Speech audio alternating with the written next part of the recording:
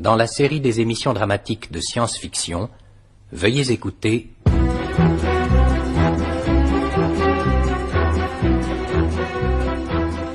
Le Maître du Haut Château de Philippe K.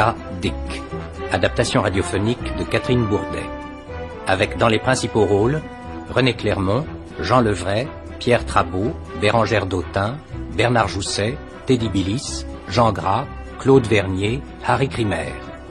Réalisation Henri Soubéran.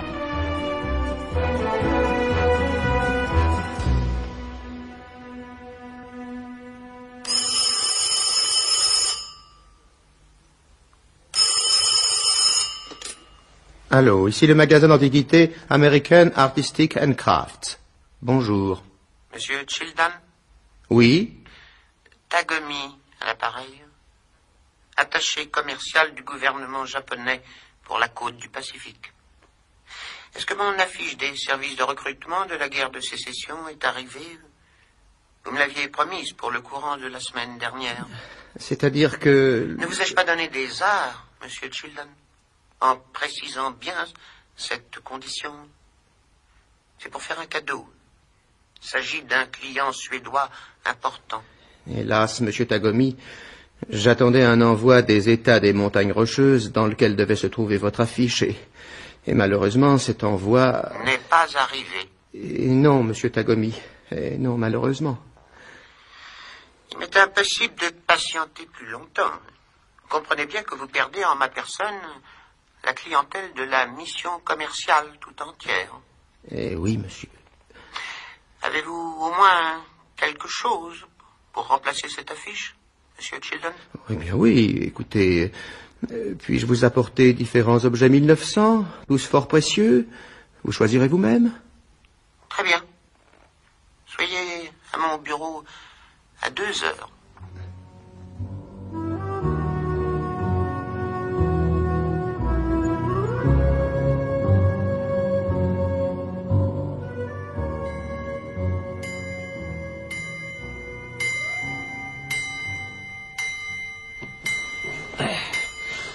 Bon sang.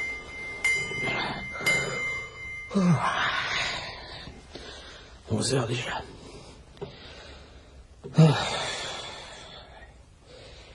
Faudrait que je me lève. Oui, mais pourquoi faire?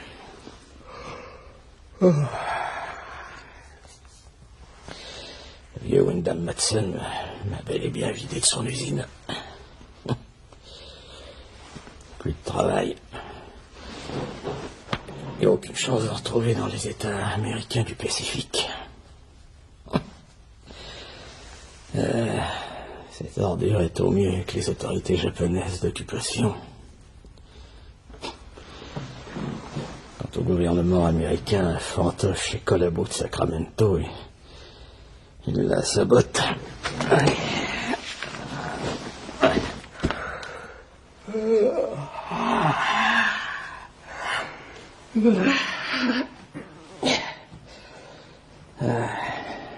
Évidemment. Je pourrais passer dans les États des montagnes rocheuses. L'influence japonaise s'y fait moins sentir qu'ici. Avec ma chance habituelle, je serai extradé.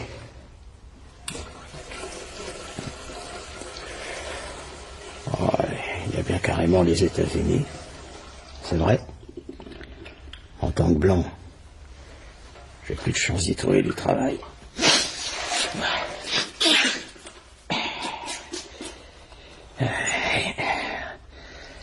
Seulement, je suis juif. Faut pas l'oublier. Et s'appeler Frank Frink au lieu de Frank Fink, ça ne trompera personne avec la tête que j'ai. Quand on sait les liens politiques, économiques et Dieu sait quoi qui unissent les États-Unis au Reich. Ça sent me mettre dans la gueule du loup. Encore heureux que je me sois trouvé en 1947, le jour de la capitulation, sur la côte ouest, et non sur la côte est. Sinon, j'étais bon pour les fours crématoires.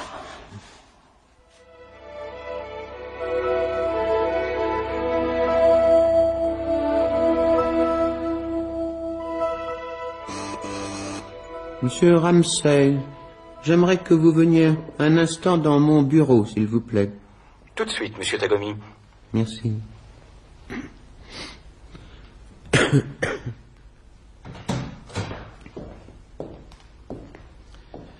Bonjour, monsieur Tagomi. Bonjour. Une belle journée, monsieur. En effet. Vous savez que j'attends un important client suédois qui doit bientôt arriver à l'aéroport de San Francisco par la nouvelle fusée allemande de la Lufthansa, la Messerschmitt 9E. Il s'agit de monsieur Benz, je crois. Oui, monsieur Benz. J'ai interrogé l'oracle à son sujet. Vous voulez parler du Yiking, du livre des transformations? Oui, du Yiking.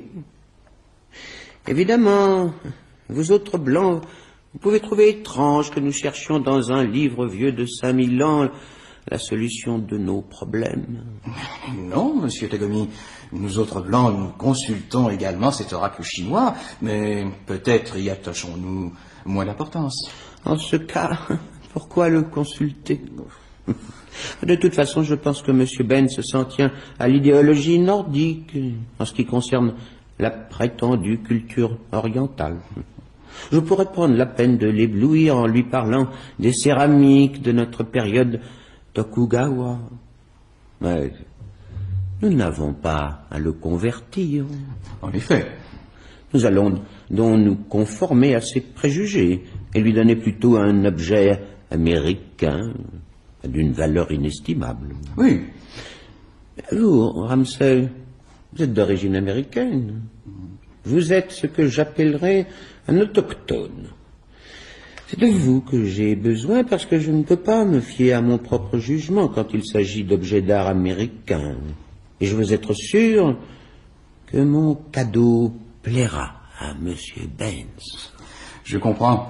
Si nous réussissons à signer un accord avec sa firme, nous pourrons rapidement remplacer une grande partie des métaux actuellement utilisés et devenus très rares par des matières plastiques, et rattraper ainsi les 10 années d'avance qu'a pris le Reich sur nous dans le domaine des plastiques. Vous avez très bien compris, en effet. Soyez là quand M. Sheldon viendra me présenter des objets du folklore américain. En attendant, vous pouvez disposer. Bien, monsieur Tagomi.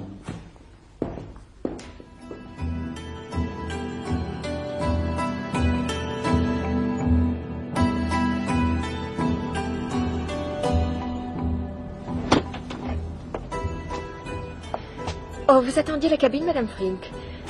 Peut-être voulez-vous prendre une douche? Je suis désolée. Ça ne fait rien. Vous savez, Madame Frink, j'ai tiré beaucoup de profit du judo que vous m'avez enseigné dans ce gymnase. Plus encore que du zen. Je tenais à vous le dire. Perdez vos hanches par la méthode zen, perdez des kilos sans douleur avec le satori. Que dites-vous? Excusez-moi, Miss Davis, je plaisantais. Est-ce qu'ils vous ont fait très mal? Qui ça? Des Japonais? Avant que vous ayez appris à vous défendre par vous-même. Oh, ça a été terrible. Vous n'êtes jamais allé sur la côte, là où ils sont? Je ne suis jamais sortie du Colorado, ni même de Canyon City. Ah, mais ça pourrait arriver ici, à Canyon City. Ils pourraient décider d'occuper également cette région. Plus maintenant. Ah, on ne sait jamais ce qu'ils vont faire. Ils dissimulent leur véritable pensée. Et que vous ont-ils fait faire? Tout. Oh mon Dieu. Oh, je me défendrai.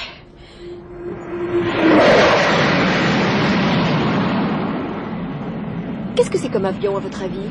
Une de ces fusées nazies en route vers la côte du Pacifique, pleine de grosses légumes. Oh, c'est agréable de voir les fusées des nazis passer sans s'arrêter. Et sans manifester le moindre intérêt pour Canyon City, Colorado, n'est-ce pas? Ni pour l'Utah, le Wyoming, le Nevada. Des États couverts de désert ou de pâturage. Après tout, vous avez peut-être raison, Miss Davis. Nous ne présentons aucune valeur. Nous pouvons continuer à vivre nos vies étriquées si nous y tenons. Quant à moi, je vais prendre ma douche.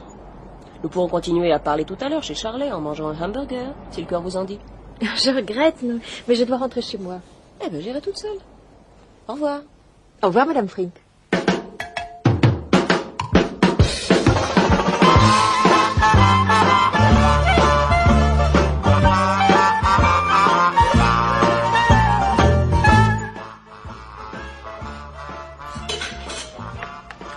Madame veut du thé maintenant? Non, du café. Ah bon. Et un sandwich chaud au steak avec de la sauce. Vous préférez pas un bol de soupe au nidra? Ou bien peut-être de la cervelle de chèvre frite à l'huile d'olive, non? Ah, moi, ça me plairait pas. Ah, toi, le chauffeur de camion, fais gaffe. Ah bon? Elle t'enverrait au tapis comme un rien. D'où êtes-vous? Du Missouri. Ah, vous êtes des États-Unis. C'est. Est-il possible de trouver une bonne situation par là-bas? Bien sûr, si vous avez la peau de la bonne couleur. Ah ben, vous? Ah oui, ouais, ça, je sais. J'ai le teint mat et des cheveux noirs frisés. C'est un macaroni. Et il s'appelle Joe Cinadella. Est-ce que l'Italie n'a pas gagné la guerre? Et alors, ça change la couleur de la peau? Vous reprenez la route ce soir? Non, demain. Si vous n'êtes pas heureux aux États-Unis, pourquoi ne pas vous installer ici, dans les montagnes rocheuses? C'est pas si mal. J'ai habité San Francisco, sur la côte du Pacifique. Ils ont aussi le problème de la couleur, là-bas. Vivre ici, Seigneur. C'est déjà assez moche d'avoir y resté une nuit. Ah non, si je pouvais trouver un boulot d'un autre genre, enfin n'importe lequel, et puis être obligé de passer ma vie sur les routes et de bouffer dans des gargotes comme celle-ci. Dis donc, mon vieux, en 49, j'ai vu des réfugiés israélites fuir les États-Unis. Alors tu peux te les garder, les États-Unis. Si on a énormément reconstruit là-bas, si l'argent y est facile, c'est parce qu'on a dépouillé les Juifs avant de les chasser de New York et à coup de pied en cul encore. Avec leur saloperie de loi nazie de Nuremberg. Je dis toujours que vous êtes un peu jaune par ici. Les Japonais n'ont jamais tué de Juifs pendant la guerre, ou après. Ils n'ont pas construit de four crématoire. Tiens, quand j'étais môme, j'habitais Boston. Oh, j'aimais pas plus que ça les Juifs. Mais j'aurais jamais pensé que cette loi raciale nazie serait appliquée aux États-Unis, même après avoir perdu la guerre, hein. Ouais. Où allez-vous passer la nuit? Je sais pas. Non, je sais pas, je suis juste descendu du camion pour venir ici. Tout l'état dans l'ensemble me déplaît. Peut-être que je dormirai dans le camion. Le motel Onebi n'est pas trop mal. Hein? Onebi? Oui. Non, j'irai peut-être. Si ça leur fait rien que je sois italien. Charles, est-ce que ma commande va être bientôt prête? Ouais, ça vient.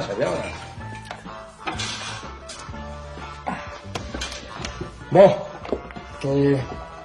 Vous avez une voiture, mademoiselle? Oui, j'ai une voiture. Une vieille Studebaker. Vous pourriez me conduire à ce motel? Hein? Où je suis censé passer la nuit. Oui, je pourrais.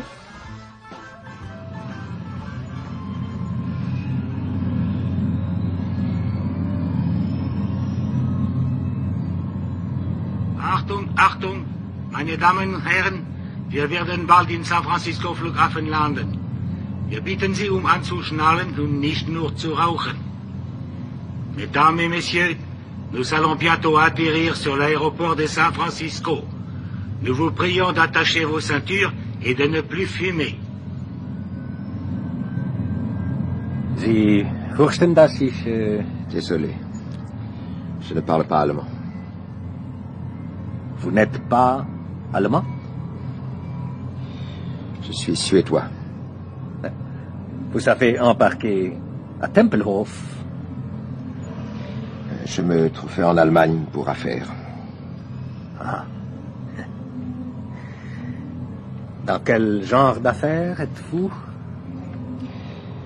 Plastique, polyester, résine. Produit de remplacement à usage industriel. La Suède possède une industrie de plastique. Je croyais que l'Allemagne en avait le monopole. Eh bien non. La Suède en possède une et très prospère.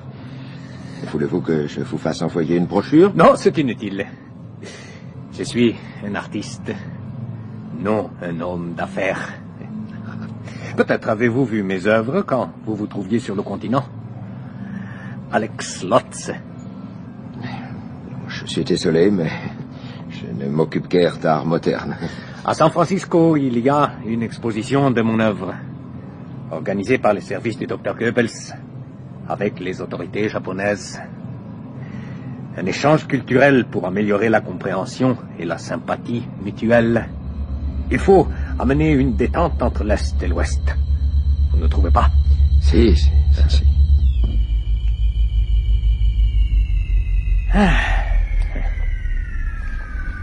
Nous sommes arrivés. J'espère que nous nous reverrons à San Francisco. Je serais bien désemparé sans un compatriote avec qui m'entretenir. Je ne suis pas votre compatriote. Oh oui, c'est exact, mais au point de vue racial, nous sommes très proches. Monsieur Lotz, ce que je vais vous dire, je ne l'ai jamais dit à personne. Je suis juif. Vous comprenez? Vous êtes juif? Oui. Vous ne l'auriez jamais su parce que rien dans mon aspect physique ne le révèle. Mais le service de sécurité, la Sicherheitsdienst. La ST peut examiner mon dossier. Vous pouvez faire un rapport sur mon compte. Mais j'ai de très hautes relations. Il y a parmi elles des Ariens, mais d'autres sont juifs et occupent à Berlin des situations prédominantes. Votre rapport restera sans suite. Mais moi, par contre, je ferai un rapport sur vous. Et par l'intermédiaire de ces relations, dont je viens de vous parler, vous vous trouverez en état d'arrestation préventive. Après vous? Pardon. En réalité, monsieur Lotz, je n'aime pas votre allure. C'est bien que je vais de toute façon faire un rapport sur vous. Au revoir, monsieur Lotz. On m'attend à la sortie de la fête. Au revoir, monsieur.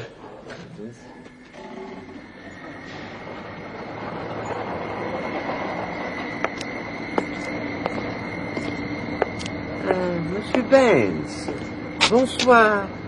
Bonsoir, monsieur Takomi. Il fait froid sur ce terrain balayé par le vent. Nous allons prendre l'hélicoptère de la mission commerciale pour gagner la vie. Cela vous convient-il? Tout à fait. Je voudrais cependant vérifier que l'hôtel a bien réservé ma chambre et prendre mes bagages. Mais monsieur Ramsey, voici s'en chargera. Il faut faire la queue pendant près d'1 heure pour avoir ces valises. Plus longtemps que n'a duré votre voyage. Je m'occupe de vos bagages, monsieur Benz. Soyez sans crainte. Très bien. Monsieur Benz, j'ai un cadeau à vous offrir. Je vous demande pardon? Oui, pour nous concilier vos bonnes grâces. Monsieur Ramsey, veuillez me donner la boîte. Merci. Cela a été choisi parmi... Merci. Cela a été choisi parmi les plus beaux objets d'art américains que l'on puisse trouver. Tenez, ouvrez-la. Bon, eh bien, merci.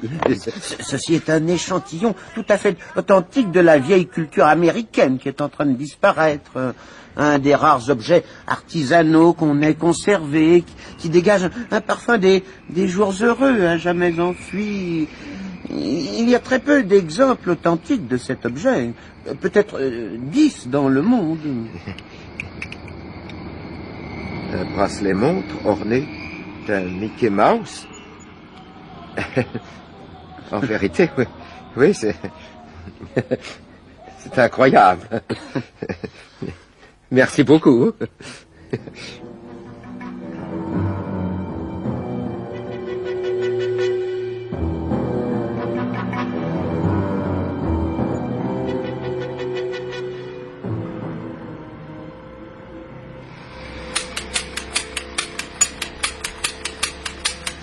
Bien, Frink.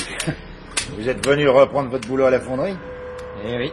Ah, j'étais fier de vous hier, en entendant ce que vous avez dit au vieux Wyndham Matson. Et moi aussi, Fred. Et Seigneur, je peux rien trouver ailleurs, vous le savez bien. Oh, j'en suis pas si sûr. Vous êtes aussi bon sur cette machine à câble flexible que n'importe qui sur la côte. Mais je vous ai vu sortir une pièce en 5 minutes, y compris le polissage au rouge d'Angleterre, et en partant du 4X brut. Ah ben, par la soudure... J'ai jamais dit que je savais souder. Ouais, attention. Voilà le vieux Wyndham Matson qui se ramène. Bonjour, monsieur Wyndham Matson. Je regrette, Frink, je peux pas vous reprendre. J'ai déjà engagé quelqu'un à votre place, pensant que vous ne reviendriez pas. Après ce que vous m'aviez dit... Je suis venu chercher mes outils, saluer le chef d'atelier, c'est tout. Bon, ben, Ed va s'occuper de vous. J'ai autre chose à faire. Ah oui, monsieur Wyndham Matson, je m'occuperai de lui. Mais vous avez pas 1 minute pour voir la facture de la dernière livraison de cage d'escalier et puis alors les rampes en fer forgé. J'examinerai ça plus tard. Il faut que je me sauve. À tout à l'heure, Ed.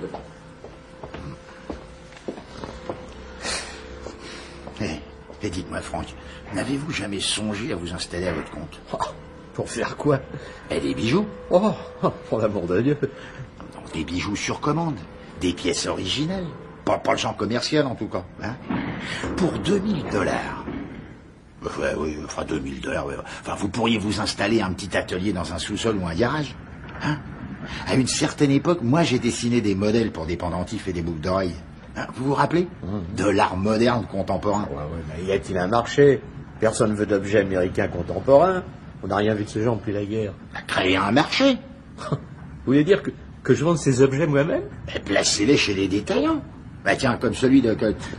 comment il s'appelle celui-là qui se trouve dans Montgomery Street, là, le grand magasin d'objets d'art. Oui, l'American Artistic and Crafts. Ben voilà. Vous savez ce que vendent les détaillants de ce genre? Oui, bien sûr, des contrefaçons d'objets d'artisanat américain d'avant-guerre. Des faux qui sont vendus comme objets authentiques. Et c'est nous qui les fabriquons, ici même. Comme ce revolver Colt datant de l'époque du Far West, j'ai laissé inachevé sur mon établi. Mais depuis combien de temps n'avez-vous plus réalisé de modèles originaux? Des années. Je peux copier avec une fidélité formidable, mais alors... Allez, essayez donc, faites des modèles originaux. Hein? Ou bien travaillez directement sur le métal. Enfin, essayez. Enfin, écoutez-moi bien, écoutez. Hein? Moi, je vais quitter cette boîte et entrer dans l'affaire avec vous. Hein? Mes dessins, vous comprenez? Hein? Qu'est-ce qui vous convient pas? Ils sont bons, non? Sûrement. Alors? Oui, mais l'argent, pour acheter les machines, ouvrir l'atelier, lancer l'affaire, où prendrais-je l'argent? Il faut que Wyndham Matson vous le donne. Quoi? J'ai tout prévu. Officiellement, le vieux Wyndham Matson fabrique dans sa fonderie des objets en fer forgé, construits en série pour les nouveaux immeubles de rapport. Bon. Mais en réalité, il tire tous ses bénéfices de la vente de ces faux, fabriqués dans cet atelier, et habilement écoulés sur le marché des objets d'art par des maisons de gros. Ça, je sais, oui. Oui. Si les collectionneurs, japonais pour la plupart, qui achètent ces objets prétendus historiques, venaient à s'interroger sur leur authenticité et consultaient des experts, le marché s'effondrerait rapidement. Je me trompe? Non, ils ont raison. Eh bien, venez en parler chez moi ce soir, après la sortie de l'usine. D'accord.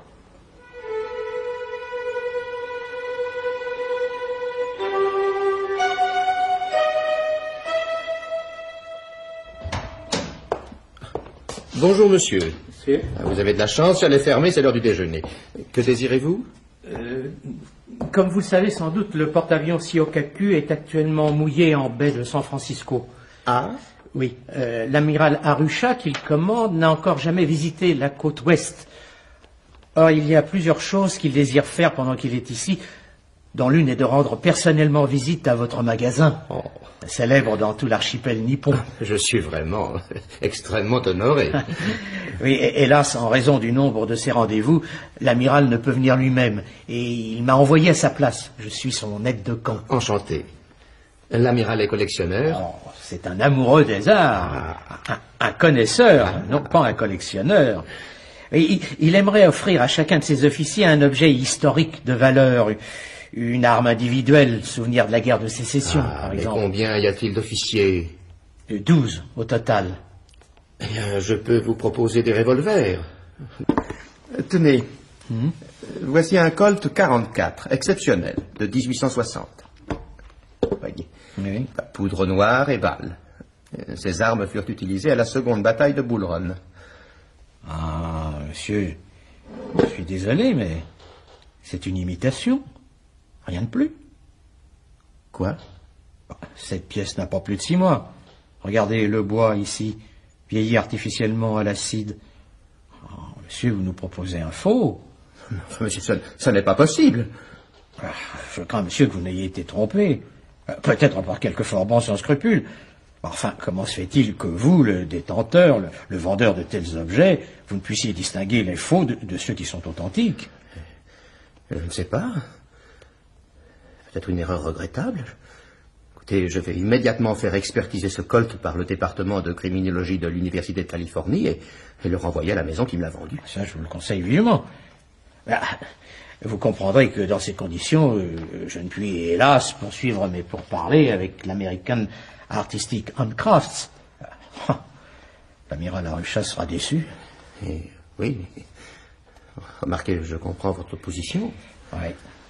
Eh bien, au revoir, monsieur. Au revoir, monsieur. Si je puis me permettre toutefois un humble avis, faites examiner toutes vos acquisitions. Il se pourrait qu'il y ait d'autres imitations dans votre magasin et votre réputation, enfin, je suis sûr que nous nous comprenons.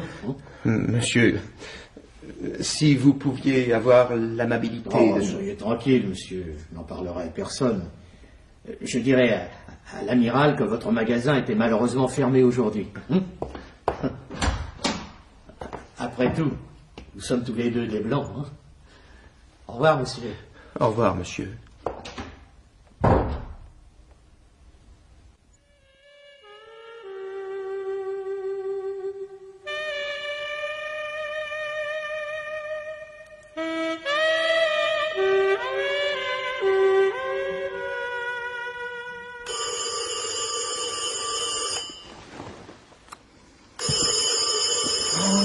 Encore ce téléphone. On ne peut jamais être tranquille tous les deux. Un instant, ma chérie. Allô? Monsieur Wyndham Matson? Lui-même. Qui est à l'appareil? Ray Colvin. Voilà. Mon ami, nous vous retournons la totalité de votre dernière expédition. Pourquoi? Qu'est-ce que ça veut dire? Ce sont des copies dégueulasses. Vous le saviez? Je dirais que vous avez toujours été au courant de la situation. Oui, je savais que c'était des copies, mais c'est pas de ça que je parle. Je fais allusion au fait qu'elles sont mauvaises. Vous savez qui est Robert Childan? Oui. Il était chez moi cet après-midi, dans mon bureau. Il était fou furieux. Un de ses gros clients, un amiral japonais, est venu ou a envoyé son aide de camp. Je sais plus très bien. De quel amiral s'agit-il? Un nom comme Irusha ou Arusha. Et le nom du bateau? Soyokaku. Enfin, Childan a parlé d'une commande de $20,000. Hein? Il exagère sans doute. En tout cas, et j'ai aucune raison de mettre en doute cette partie de son récit, son japonais est arrivé avec le désir d'acheter. Il a pris en main un de ces Colt 44 que vous sortez. Il a vu qu'il était faux. Il a remis son argent dans sa poche et il est parti. Voilà. Qu'est-ce que vous en dites? Je n'en dis rien. Sinon que c'est la première fois que ça m'arrive. Je suis navré, croyez-moi. C'était du bon boulot fait par de vrais professionnels. Childan lui-même n'y voyait que du feu. Peut-être, mais il sait maintenant. Et vous n'ignorez pas ce que ça vous coûtera si on apprend qu'il existe une industrie régulière qui produit ce genre de faux. Moi, je suis qu'un grossiste, hein. Mais vous êtes le fabricant. Oui, bien sûr. Je vous remercie de m'avoir averti. Je vais réviser toute ma fabrication. Au revoir, Ray. Au revoir, Wyndham. Et méfiez-vous. T'as entendu? Oui. Je sais d'où vient le coup. Que veux-tu dire? J'ai envoyé un ouvrier de ma fonderie, un dénommé Frank Frink. Il a dit qu'il ferait quelque chose. C'est ça, j'en suis sûr. Je ne vois pas comment il s'y est pris. Avertis la police? Oh non. Pourquoi non? Le chantage est un crime. Ça me coûtera probablement moins cher si je lui offre $2,000. Un type comme lui, ça ne voit pas grand. Ça lui paraîtra beaucoup d'argent. Je suis étonné qu'on puisse faire chanter un homme de ton envergure. T'en fais pas, son heure viendra aussi. Je vais prendre contact avec un type que je connais chez les Japonais, un inspecteur de police. Et je lui demanderai de se renseigner sur Frink. Quelqu'un m'a raconté que c'était un youpin. Il a changé de nez et de nom. Dès que j'en aurai la preuve, j'avertirai le consul d'Allemagne. Celui-ci demandera son extradition aux autorités japonaises. Et aussitôt que le mec aura franchi la ligne de démarcation, il sera bon pour la chambre à gaz. Ils ont un de ces camps à New York, avec four crématoire. Je crois que je préfère partir. On se reverra un de ces soirs? Pourquoi? Tu sais bien qu'il n'y a aucun risque. Ma femme ne rentrera pas avant plusieurs semaines. Je t'ai tout expliqué, c'est un décollement de la rétine. Ah, c'est pas pour cela. Pourquoi alors? Appelle-moi un taxi, s'il te plaît, pendant que je m'habille. Bon, je vais te reconduire.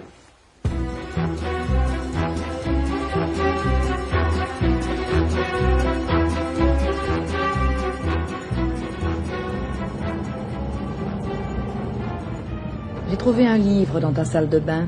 Quel livre? La sauterelle pèse lourd. Tu l'as lu? Non, c'est ma femme qui l'a acheté. Tu devrais le lire. Est-ce que c'est pas un de ces livres interdits à Boston? Si. Interdit sur toute l'étendue des États-Unis, et en Europe, naturellement. Mais les Japonais l'ont laissé circuler dans le Pacifique. Il est même très populaire dans l'archipel nippon. Je n'ai pas le temps de lire des romans. Tu as tort. C'est sur la guerre. L'auteur, Hawthorne, Abensen pense, comme papa et maman, que si Franklin Roosevelt avait vécu, on n'aurait pas perdu la guerre. Bon, comment ça? C'est de la fiction pure. Roosevelt a été assassiné la première année de son mandat, je vois pas comment... Justement, Abensen a une théorie. Il imagine que Roosevelt n'est pas assassiné à Miami. Il achève son mandat. Il est réélu en 1936, si bien qu'il est encore président jusqu'en 1940, au début de la guerre. Et alors? Tu ne vois donc pas? Il est encore président quand l'Allemagne attaque la France, l'Angleterre et la Pologne. Il voit tout cela. Il fait de l'Amérique un pays fort. Une grande partie de ce qui est arrivé est due à l'incapacité des deux présidents qui lui ont succédé. Tu crois ça? Oui. Imagine qu'au lieu d'un isolationniste comme Breker, on ait eu en 1940, à la fin du mandat de Roosevelt, un homme comme Rex Fortwell. Eh bien, il aurait poursuivi avec beaucoup d'énergie la politique anti-nazie de Roosevelt. Si bien que l'Allemagne aurait eu peur de se porter au secours des Japonais en 1941. Et ainsi l'Allemagne et le Japon auraient perdu la guerre. Tout cela, selon cet Abensen. Écoute-moi bien, le Japon aurait été victorieux en tout état de cause, même sans Pearl Harbor. Depuis la Première Guerre mondiale, les États-Unis étaient sur le déclin. Et dans cette guerre, tous ceux qui se trouvaient du côté des Alliés se sont trouvés ruinés moralement et spirituellement. Dans le livre, Churchill reste au pouvoir et conduit l'Angleterre à la victoire. Comment? Où ça? En Afrique du Nord, où Churchill triomphe de Rommel. Il envoie alors toute l'armée anglaise, à travers la Turquie, à la rencontre des restes des armées russes. Les Britanniques arrêtent l'avance allemande vers l'est, près d'une ville russe sur la Volga. J'ai jamais entendu parler de cette ville, mais elle existe vraiment, j'ai regardé dans l'Atlas. Quel est son nom? Stalingrad. C'est là que les Britanniques renversent la situation. Du coup, Rommel ne peut opérer sa jonction avec les armées allemandes venant de Russie, celle que commandait von Paulus. Tu te souviens? Ah, bien sûr. Le reste en découle. Les Allemands ne peuvent se rendre au Moyen-Orient chercher ce pétrole dont ils ont tant besoin, ni en aide pour y faire leur jonction avec les Japonais. Il n'y a pas au monde de stratégie qui aurait pu provoquer la défaite de Rommel. Je l'ai rencontré, moi, à New York, en 1948, lorsqu'il était gouverneur militaire des États-Unis. Je sais de quoi je parle. Il était sûrement mieux que ces gangsters de SS. Quand il a été relevé de son commandement et remplacé par cet affreux Lammers, tous ces assassinats ont commencé avec eux, ces camps de concentration. Il n'empêche que ces Allemands que tu détestes ont permis la renaissance économique de l'Amérique du Nord. Albert Speer en tête. Je voudrais que nous ayons eu la même chose ici. Moi, je n'aurais jamais pu vivre dans ces camps de travail qu'ils ont dans l'Est. Tu t'y serais habitué, comme tout le monde.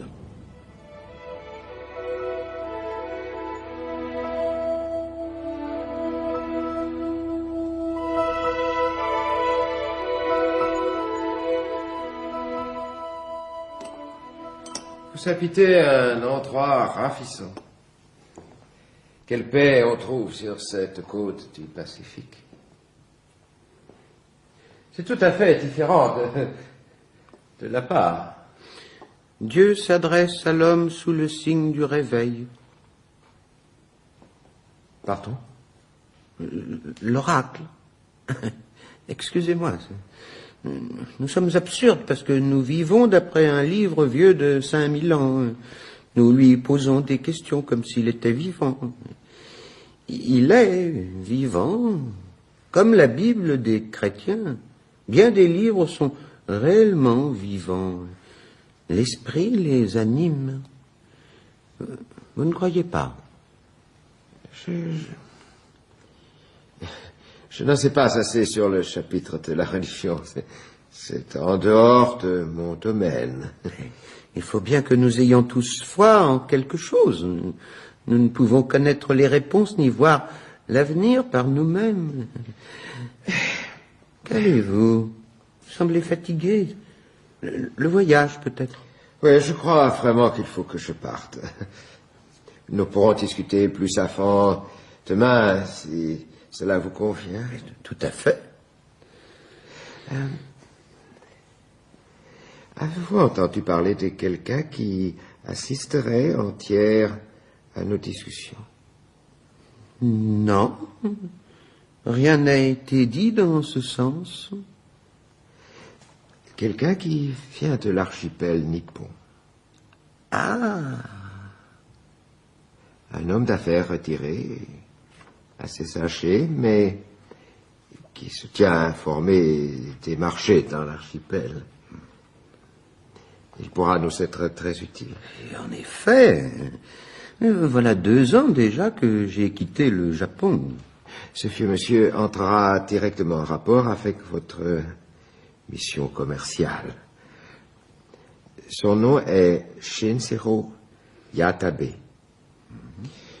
Je crois savoir qu'il est légèrement sourd et quelque peu excentrique.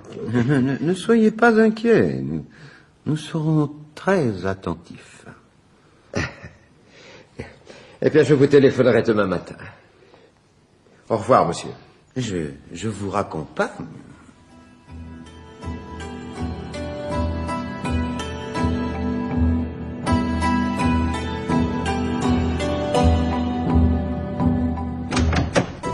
Hé là, Joe, réveille-toi. Il est midi passé. J'ai eu le temps de faire toutes mes courses. C'est dès qu'il est midi? Oui. Oh. Bah alors, mon camion est parti. Bon, comme ça, tout seul? Non, on était 2 à conduire. Un copain et moi. Qu'est-ce que tu vas faire? Ben, je le rattraperai au retour. Le copain n'en parlera à personne. Il sait que je ferai la même chose pour lui. Oh, oh. Pourquoi t'enroules-tu dans ce drap? J'ai pas le droit de te voir tout nu alors que tu as passé la nuit avec moi? Exactement. Moi, je peux prendre à la salle de bain? Oh, oui, bien sûr. Merci.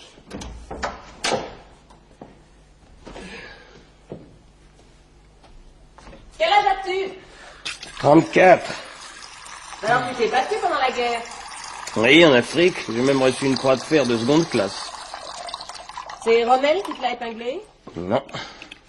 Le général Bayerlein. Rommel avait déjà été muté en Angleterre pour terminer la campagne là-bas. Parle-moi de cette période de ta vie, veux-tu? Ça n'a rien de passionnant. À 13 ans, j'ai fait partie d'une organisation fasciste à Milan, où je vivais alors, et quand la Deuxième Guerre mondiale a éclaté, j'ai rejoint mes 2 frères aînés en Afrique. Est-ce que tes frères sont toujours en vie? Non. Non, ils ont été tués en 1944, étranglés avec du fil de fer par des commandos britanniques. On parle toujours de ce que les nazis ont fait aux Juifs. Les Britanniques ont fait pire. Pendant la bataille de Londres, avec du pétrole, ils ont transformé la mer en océan de feu, sur lequel brûlaient les bateaux et les troupes allemandes. Oh, parlons plus de ça. Je vais te préparer quelque chose à manger. Oui. Du café et des toasts, ça te va? Oui. Tout ça. Je suppose que les Anglais aient gagné la guerre, hein? Ah. Il y a un type qui a imaginé ça. L'Empire britannique contrôlant l'Europe entière jusqu'à la Volga. Toute la Méditerranée. Plus d'Italie du tout, ni d'Allemagne. Est-ce que ce serait tellement mal? T'as lu le livre de ce type, La sauterelle pèse lourd? Non. Mais Frink, mon ex-mari, et moi, nous avons souvent parlé de ce qu'auraient été les choses si les Alliés avaient gagné la guerre. Tu sais comment l'Angleterre est victorieuse? Comment elle triomphe de l'Axe? Non. Elle amène l'Italie à trahir l'Axe. Ah! Oui. L'Italie passe dans le camp des Alliés. Elle se joint aux Anglo-Saxons pour ouvrir ce que l'auteur Abedsen appelle le bas-ventre vulnérable de l'Europe. Mets-toi à table, c'est prêt. Ensuite, les États-Unis entrent dans le conflit, ils liquident le Japon, et après la guerre, les États-Unis et la Grande-Bretagne se partagent le monde, exactement comme ça s'est passé en réalité, et avec l'Allemagne et le Japon. J'aimerais bien lire ton livre. Ben, j'en apporte toujours un exemplaire avec moi, je te le prêterai. Moi, le seul livre qui me suit partout, c'est un oracle, le Yi King. Ah. Frank m'a appris à l'aimer, et je m'en sers toujours quand je dois prendre une décision. Tu veux le voir? Apprendre à t'en servir? Non. Une nouvelle de dernière minute. Ah. Nous apprenons à l'instant la mort du chancelier Bormann. Oh. Toutes les stations du Reich ont annulé leur programme. Oh, ce sera Heydrich. Le secrétaire... Je souhaite que ce soit ce grand garçon blond, Baldur von Schirach. Crois-tu qu'il ait une chance? Non. Il y aura peut-être une guerre civile. Attends. Il est vrai que tous ces types du vieux parti, les Göring, les Goebbels, sont trop âgés maintenant. Oh, le gros Göring a peut-être des chances. On ira sûrement le chercher dans sa retraite près de Brenner. Oh, c'est plus que du blabla. Et puis, j'aime pas entendre parler de ces assassins. Ils ont tout de même sauvé le monde du communisme. Oh, du blabla, comme la radio. Dis-moi, Joe, ce livre, La sauterelle, est-il pas interdit sur la côte Est? Si. À vrai dire, je l'ai lu parce qu'il est interdit. Tu es très courageux ou bien est-ce qu'on aurait cessé de fusiller les gens pour avoir lu?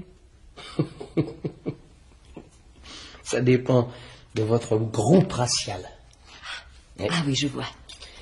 L'auteur Abensen habite quelque part de ce côté-ci, à Cheyenne. Il voit le monde entier depuis ce coin bien tranquille. Tu l'aurais jamais cru, hein? Moi, je le savais. J'ai même entendu raconter qu'il est une sorte de paranoïaque. L'endroit où il vit est une véritable forteresse nichée dans les montagnes rocheuses et entourée de fils de fer barbelés sous tension. Difficile d'y parvenir. Il a peut-être raison de vivre dans ces conditions. Les gros bonnets allemands ont sauté au plafond après avoir lu son livre. Il vivait déjà comme ça auparavant. C'est là qu'il a écrit son livre. Sa maison s'appelle le Haut Château. Le Haut Château. Ben alors ils ne l'auront pas. Il est sur ses gardes.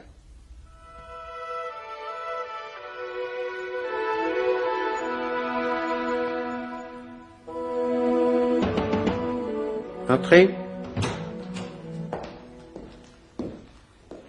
Monsieur Tagomi.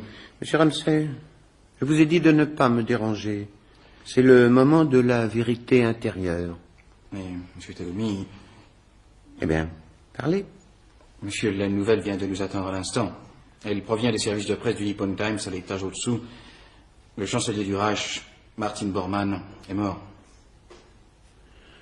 Monsieur Ramsay, assurez-vous de la liaison avec Tokyo. Prévenez les filles du Standard. Bien, monsieur. À partir de maintenant, je serai dans mon bureau. Écartez tout ce qui concerne les affaires courantes. Renvoyez tous ceux qui n'appellent que pour des questions commerciales. Monsieur. Oui? L'ambassadeur du Japon auprès des États américains du Pacifique a convoqué, sur ordre de votre ministère des Affaires étrangères, une réunion extraordinaire à l'ambassade. Chaque mission commerciale doit envoyer un personnage haut placé pour y assister. C'est bon. Je m'y rends immédiatement. Commandez la voiture. Bien, monsieur.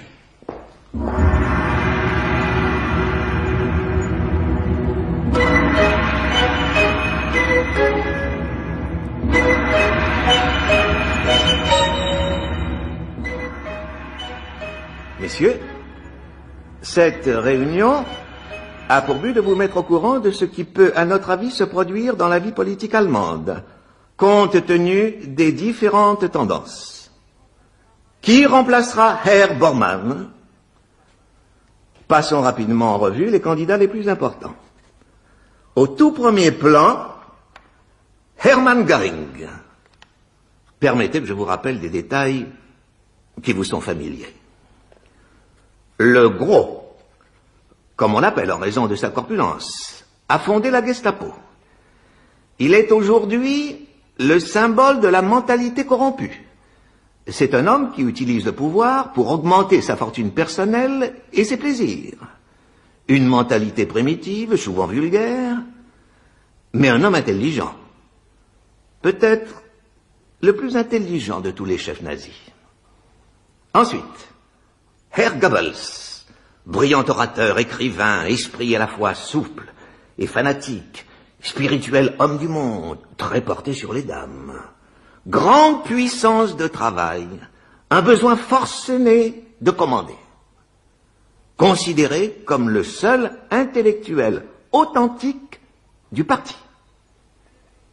Herr Heydrich, beaucoup plus jeune que les précédents, a fait carrière dans le groupe de SS placé sous le commandement direct de Himmler, a peut-être joué un rôle dans la mort encore Veuillez m'excuser. inexpliquée de ce dernier en Vous vous sentez pas 1940. bien? Ce n'est A rien. officiellement Un malaise éliminé passager. ses rivaux dans Puis-je le personnel vous aider? policier tels Accompagnez-moi que jusqu'à Eichmann, Au cas Schellenberg où je serais pris de et autres. vertige. Cet homme, Le grand air me fera du bien. actuellement, Appuyez-vous sur moi.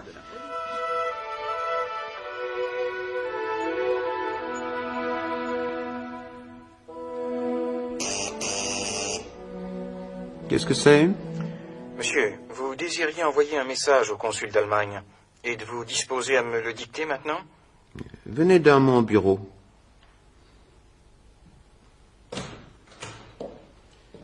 Vous sentez-vous mieux, monsieur? Oui, merci. Rappelez-moi comment s'appelle le consul allemand. Freiherr Hugo Reis. Et vous allez vous charger de cette lettre. Profond chagrin, etc. En ces heures de deuil, le Japon tout entier, etc. Enfin, travaillez un peu les phrases, si vous voulez, pour qu'elles aient un sens. Ou bien, laissez-les de manière à ce qu'elles n'aient aucun sens. Ce que vous jugerez préférable. Signez la lettre et envoyez-la. Bien, monsieur. Nous sommes tous des insectes. Nous allons à tâtons vers quelque chose de terrible ou de divin. Qu'y a-t-il? Vous n'êtes pas d'accord, monsieur Ramsay? Le directeur de la mission commerciale des métaux non ferreux est dans l'antichambre. Faites-le entrer.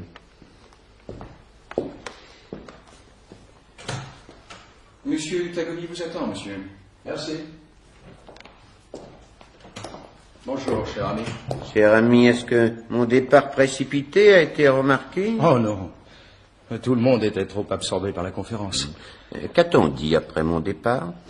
Eh bien, on a parlé de la situation économique et catastrophique du Reich.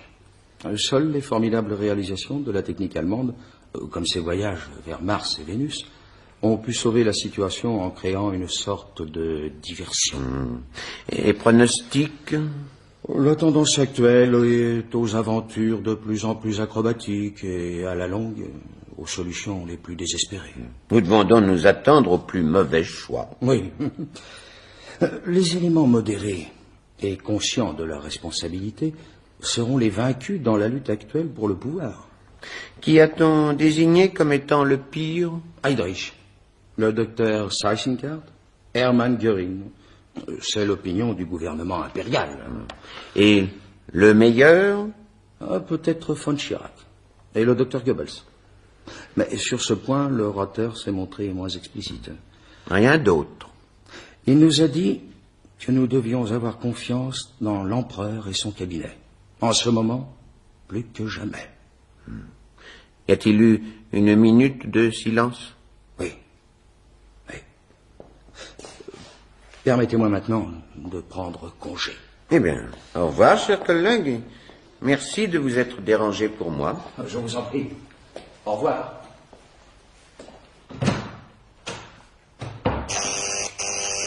Oui? Monsieur, c'est Monsieur Benz qui vous demande au téléphone sur la première. Je le prends. Monsieur Tagomi? Ah, bonjour, monsieur Benz.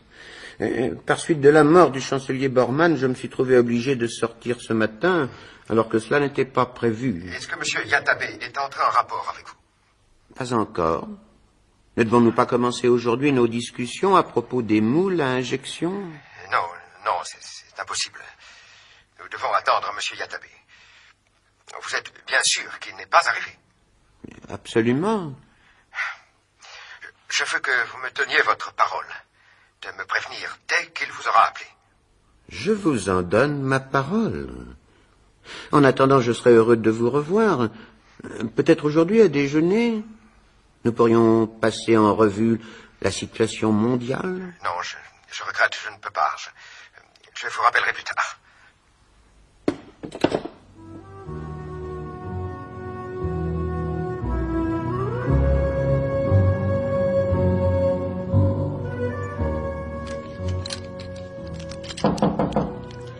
Entrez. Salut, Frank. Ah, Ed, c'est vous? Mais qu'est-ce que vous faites avec ces baguettes? J'interroge l'oracle, le Yi-King. Ah, le Yi-King. Et quelle est votre question? Comment les choses vont-elles tourner? Et qu'est-ce qui répond, le Yi-King? Il répond l'hexagramme 47. Mauvais présage en général. Vous faites trop confiance à ce truc-là. Tenez, j'ai une lettre de Wyndham Matson pour vous. Un chèque certifié de $2000? Alors, vous vous trompiez tout à l'heure. Ah non, non. L'oracle doit faire allusion à quelques conséquences futures. C'est là l'ennui. Plus tard seulement, une fois que ça s'est produit, on peut regarder en arrière et voir exactement ce qu'il voulait dire. Mais maintenant... Maintenant, on peut commencer à installer l'atelier. Quoi? Comme ça, aujourd'hui, tout de suite? Pourquoi pas? Le plus tôt sera le mieux, non?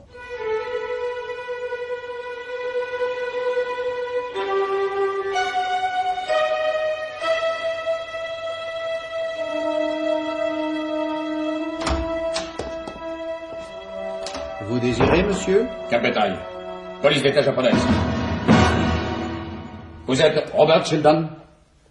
Oui, monsieur. Dernièrement, vous avez reçu la visite d'un homme, un blanc, se faisant passer pour le représentant d'un officier de la marine impériale. Des recherches ultérieures ont révélé qu'il n'en était rien. Cet officier n'existe pas. Le bateau non plus. Oui, je comprends. Un imposteur, en somme. Nous avons un rapport concernant une organisation de malfaiteurs opérant dans la région de la baie de San Francisco. Cet homme en fait évidemment partie. Pourriez-vous le décrire?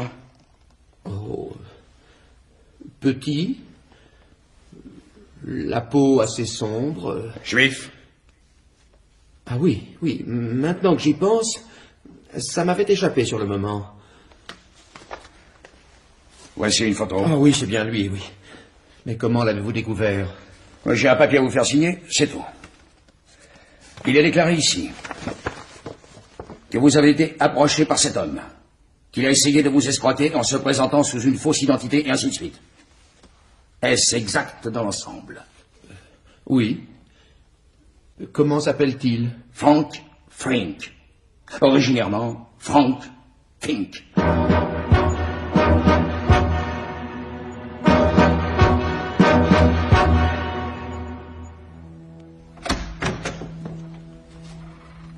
Rien d'urgent pour moi, Verdehoef? Si, monsieur le consul. Un message radio en code qui vient d'arriver de Berlin. Bien. Rien d'autre? Le chef de la Sicherheitsdienst pour les États américains du Pacifique, Herr Kreutz von Meer, a téléphoné il y a environ 10 minutes. Il voudrait que vous le rappeliez. Merci. Vous pouvez vous retirer. Très bien, monsieur le consul.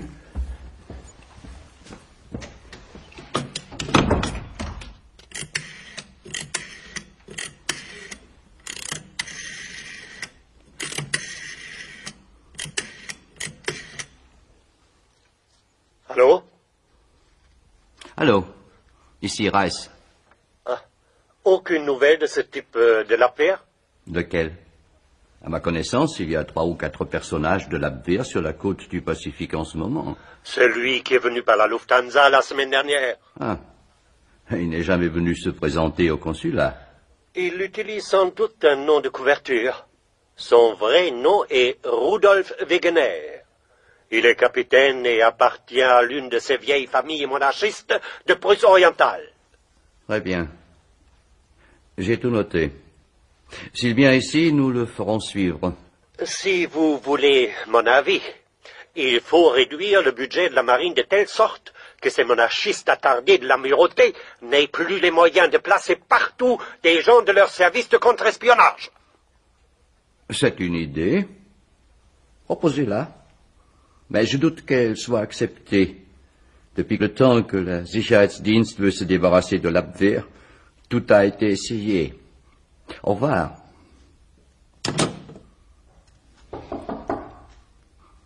Oui.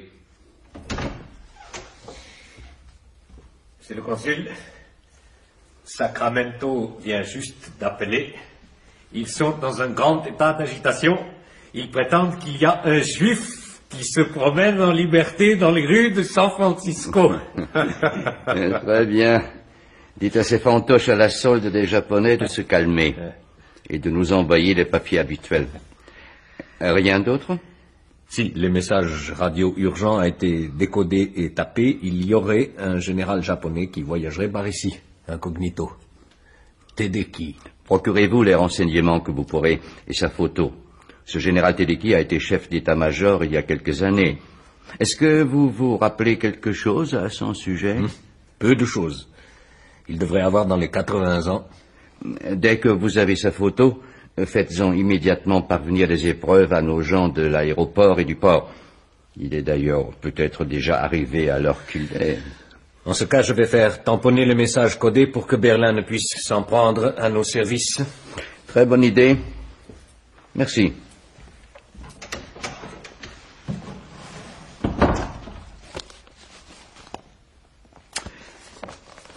La sauterelle pèse lourd. Passionnant et dangereux. Monsieur le consul. Vous ne voyez pas que je suis occupé. Je suis en train de lire le livre La sauterelle pèse lourd. Monsieur le consul. On aurait dû faire pression sur les Japonais pour qu'ils arrêtent son auteur. Ils ont tout pouvoir sur les États des montagnes rocheuses où celui-ci réside. Monsieur le consul. Que voulez-vous? Un autre message codé, en provenance de Berlin. Le docteur Goebbels a été nommé chancelier du Reich.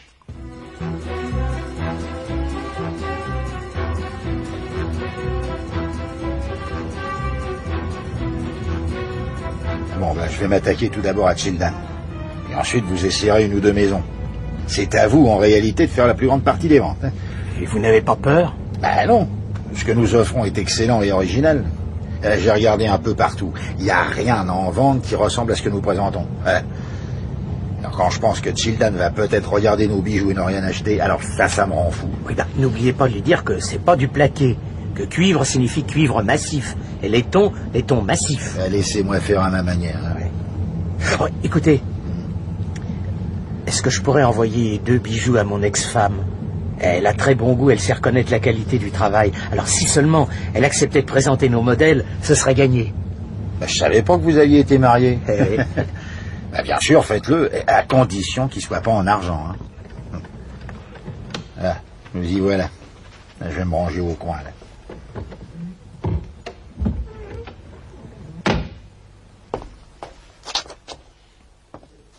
Vous m'attendez dans la voiture? D'accord. Alors souhaitez-moi bonne chance. Bonne chance.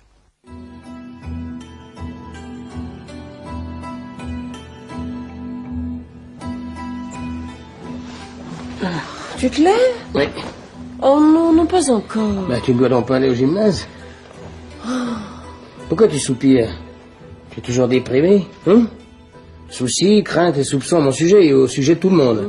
Quelque chose comme ça. Qu'est-ce que tu dirais d'un voyage? Où ça? Dans une grande ville. Pourquoi pas dans le nord du Colorado, à Denver. Je te sortirai, je prendrai des billets pour le théâtre, je t'emmènerai dans un bon restaurant, je t'achèterai une robe du soir et tout ce qu'il te faudra. Ça te va? Oh, Jean, tu plaisantes pas? Mais bien sûr que non. Est-ce que ta vieille Studebaker tiendrait le coup? Certainement. Alors nous achèterons tous les deux de beaux vêtements. Nous nous amuserons peut-être pour la première fois de notre vie. Comme ça, tu ne broieras pas du noir. Nous prendrons-nous l'argent? Mais j'en ai. Tiens. Regarde dans ma valise. Tiens. Dans la poche intérieure. Des billets de la Reichsbank? Oui, de bons gros billets qui ont cours partout. C'est ta paye? Tu as économisé tout cet argent? Tu sais, il y a beaucoup d'argent dans l'Est. Oui, mais tout de même. Non, arrête de douter de tout, Faisons nos bagages, téléphone au gymnase pour dire que tu prends quelques jours de liberté. Mais très bien. J'appelle le gymnase. Bravo.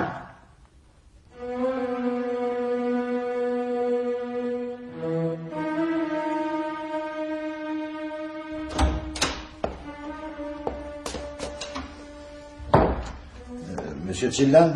C'est moi, bonjour monsieur. Bonjour monsieur. Quelle maison représentez-vous? La joaillerie est de Franck. Jamais entendu ce nom. Voulez-vous voir nos articles? Ciselés à la main, chaque modèle unique, chaque modèle original, cuivre jaune et rouge, argent, même du fer noir forgé à chaud. Non merci, ce n'est pas le genre d'article que je vends.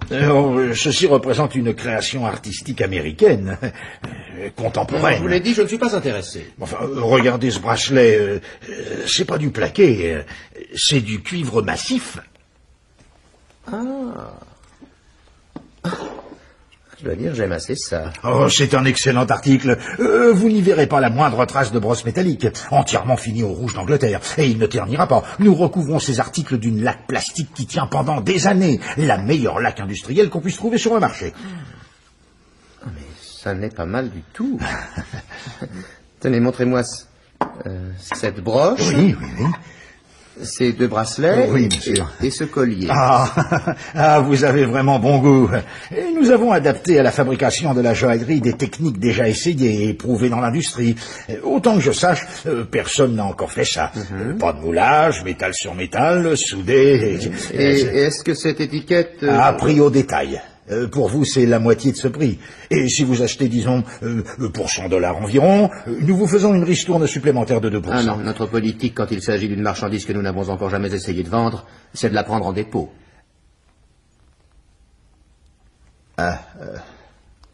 En dépôt? Si vous préférez ne pas laisser la marchandise... Enfin, vous voulez dire que... vous voulez dire que je vous laisse la marchandise et que vous me payez plus tard lorsque... C'est ça, vous touchez les 2 tiers de la recette. Mais après la vente, de cette façon, vous recevez davantage, mais bien sûr, vous devez attendre. Oui, les pièces que vous avez mises de côté, ce sont celles que vous désirez. Oui. Je vais vous faire une fiche, n'est-ce pas? Vous aurez ainsi l'état de ce que vous m'avez laissé en dépôt. Peut-être un peu plus tard, si ça part, disons, dans 1 mois...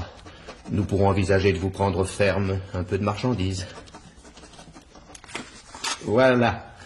Voilà la liste des articles que vous me laissez. Téléphonez-moi dans 1 mois pour savoir comment ça a marché. Je vous téléphone dans 1 mois. Oui. Oui. Oui. Bon. Eh bien, je vous laisse notre carte pour le cas où vous aimeriez nous joindre. D'accord. Bon. Au revoir, monsieur. Et au revoir, monsieur.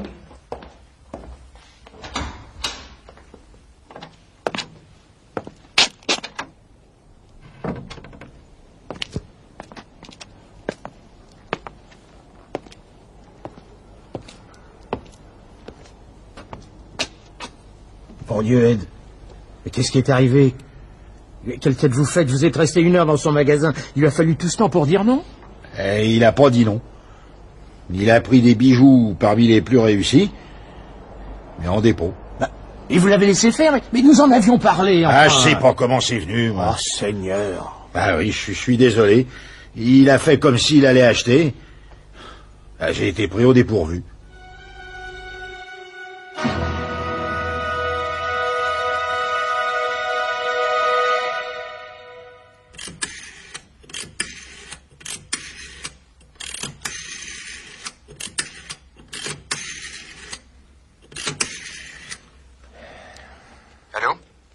Ici, Monsieur Baines. Puis-je parler à Monsieur Takomi? Un instant, monsieur, je vous prie. Ici Takomi? Excusez cette situation qui est aussi déprimante pour vous que pour moi, monsieur. Ah, monsieur Baines. Oui, bonjour, Monsieur Takomi. Vous apprendrez un jour les raisons qui m'ont obligé à reporter notre conférence jusqu'à ce que le vieux monsieur... J'ai le regret de vous dire qu'il n'est pas arrivé. Je pensais que peut-être depuis hier... Je crains que non, monsieur. Ni aujourd'hui, ni hier, ni depuis 15 jours. Si vous voulez bien m'excuser, monsieur Baines, j'ai des affaires urgentes. Au revoir, monsieur.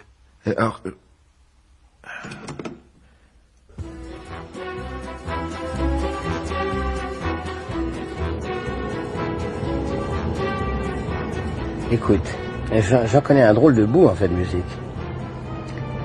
Je vais te dire qui était un grand chef d'orchestre. Tu te souviens probablement de lui. Arturo Toscanini. Non. Il était italien.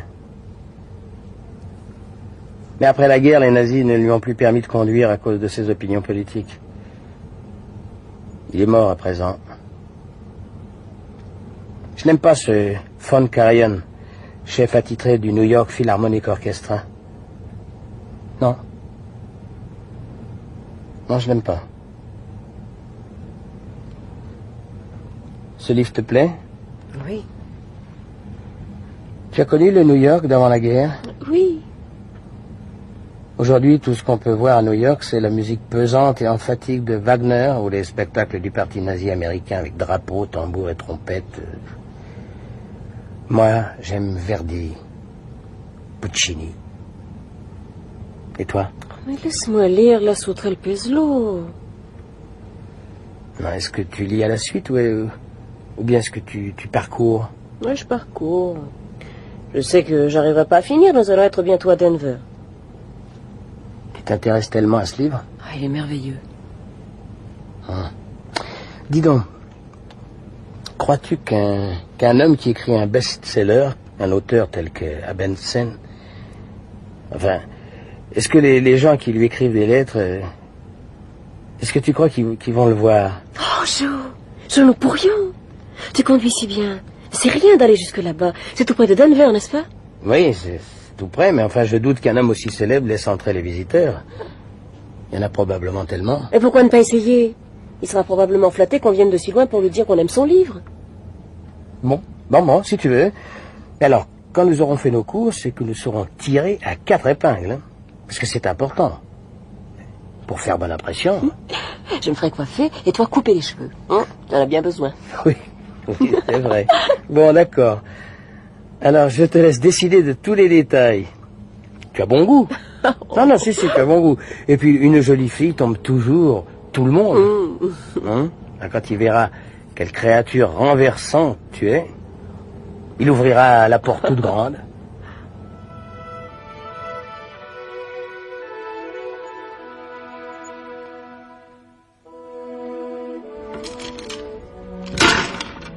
Choc. Hexagramme 51. Dieu apparaît sous la forme de l'éveilleur. Tonnerre et éclair. Bruit. L'ébranlement sème l'effroi. L'éclair éblouit. Le lézard galope. Et le tigre rugit. Et c'est Dieu lui-même qui surgit. Quel est le sens de cela? L'arrivée de quoi? C'est le choc. Sois prêt. Je suis prêt. Ici Tagomi.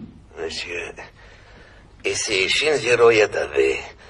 Je suis arrivé à San Francisco. Tous les compliments de bienvenue de la haute direction de la mission commerciale. Comme je suis heureux. Vous êtes en bonne santé et détendu? Oui, monsieur Tagomi. Quand puis-je vous voir? Très vite. Dans une demi-heure. Il y a une troisième personne, Monsieur Baines. Je dois le prévenir. Cela peut retarder un peu, Si mais... nous disions dans 2 heures, monsieur. Oui. À votre bureau. Dans l'immeuble du Nippon Times.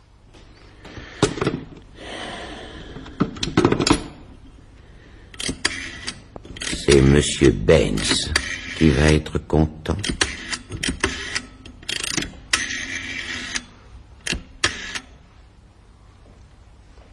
Allô? Supplice terminé. 10h30 à mon bureau. Au revoir.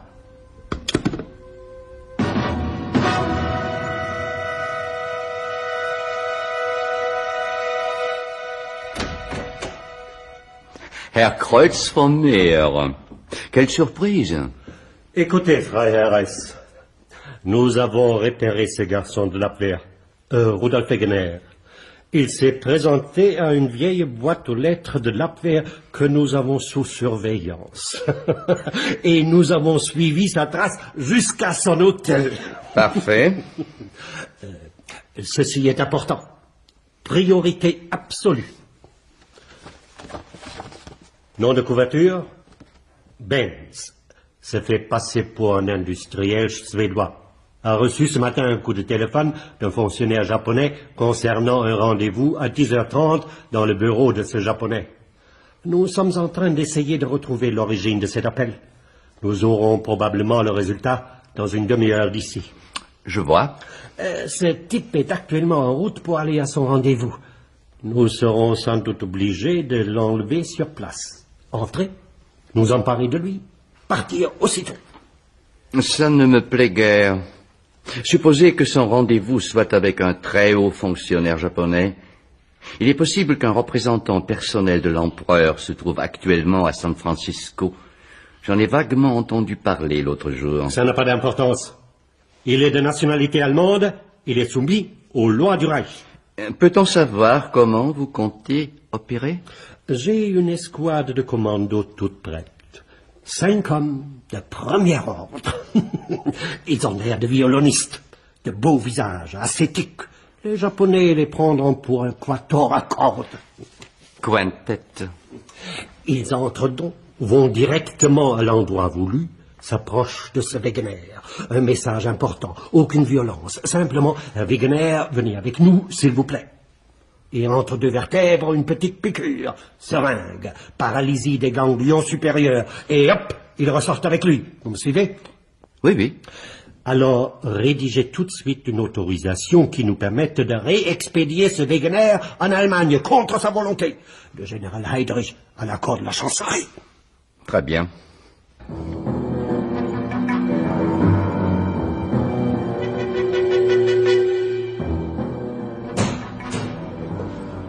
Monsieur Tagomi, voici Monsieur Yatabe. Je suis heureux de vous rencontrer personnellement, monsieur. Moi aussi. Où est la 3e personne? Je l'ai fait prévenir à son hôtel. Vous pouvez vous retirer, monsieur Ramsay? Bien, Monsieur Tagomi.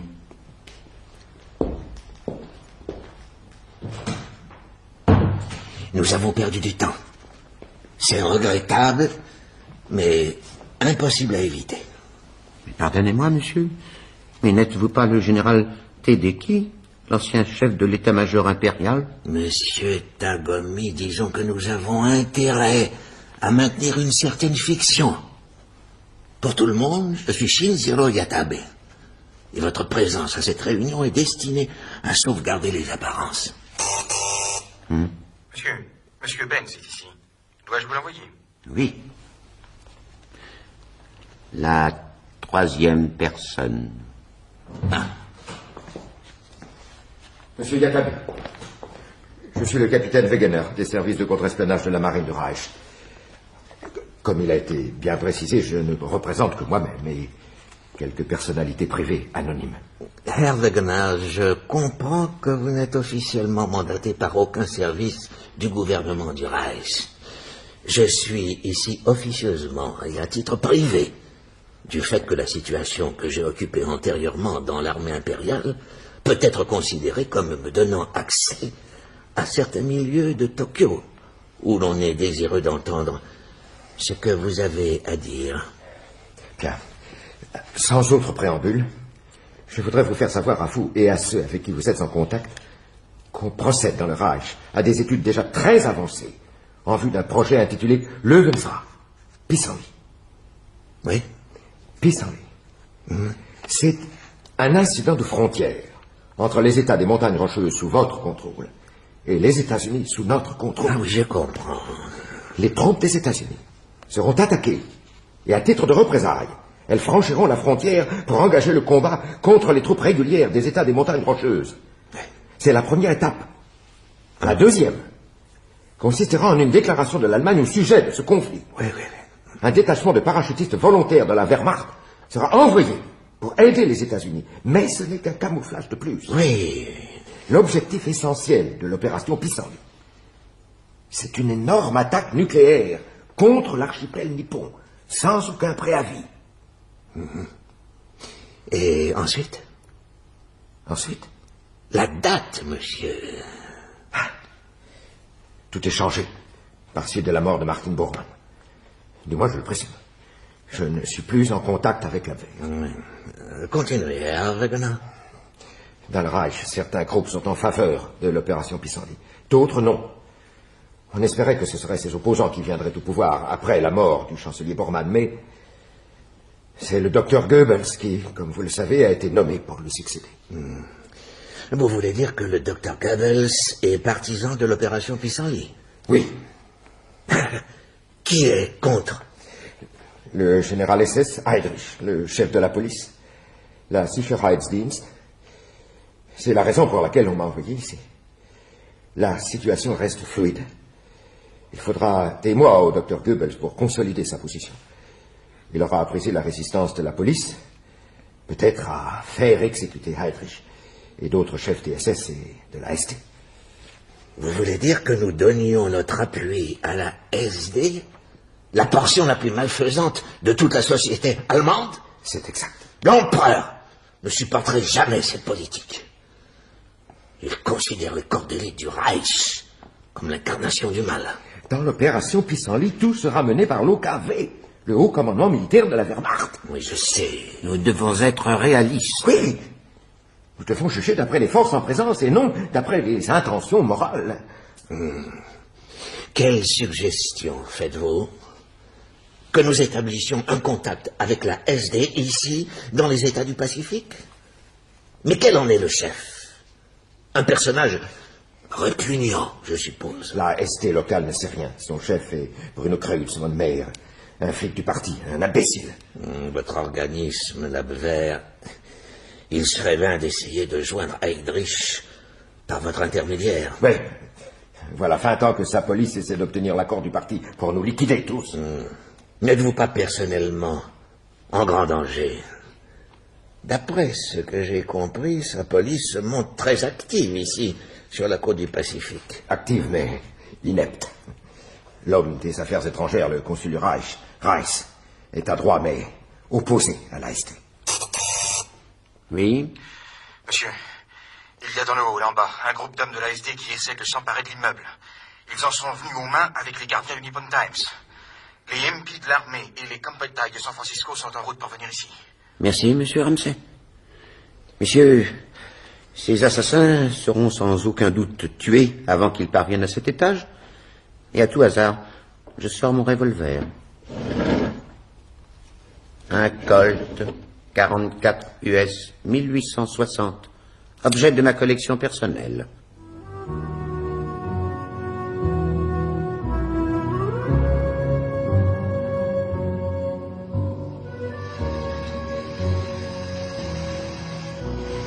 Et ne faites pas la boucle trop brillante. Il y a un meilleur marché pour l'argent quand il est pas trop poli. Il n'y a pas de marché du tout. Nous n'avons rien vendu, à part les objets en dépôt chez American Artistic and Crafts. Et nous n'avons visité que 5 magasins, pris au hasard. La tendance, ça suffit pour la connaître. Oh, vous faites pas d'illusions. Moi, je m'en fais pas. Ça veut dire? Ça veut dire qu'il est temps de nous mettre à solder notre marchandise. Oh, très bien, abandonné dans ce cas. Je continuerai tout seul. Alors, rachetez-moi ma part. Ah non. Donnez-moi $600. Non. Vous prenez la moitié de tout. La moitié du moteur? Oh, écoutez, encore 3 magasins, hein? Ensuite, on en reparle. Bon. Allez, je vais fumer une cigarette dehors.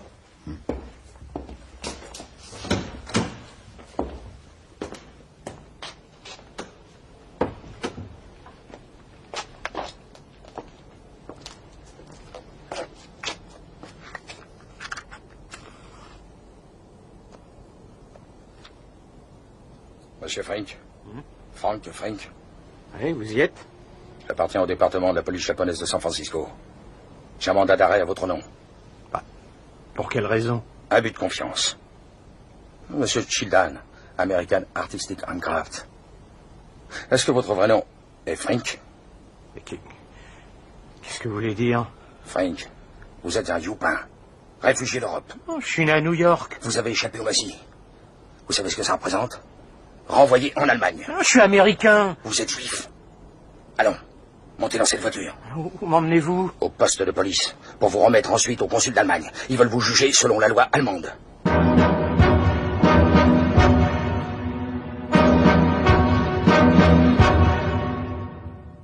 Je me demande si ça vaudrait la peine d'essayer de joindre le consul d'Allemagne. Je puis appeler Herr Reis sur une ligne directe? Faites-le, s'il vous plaît.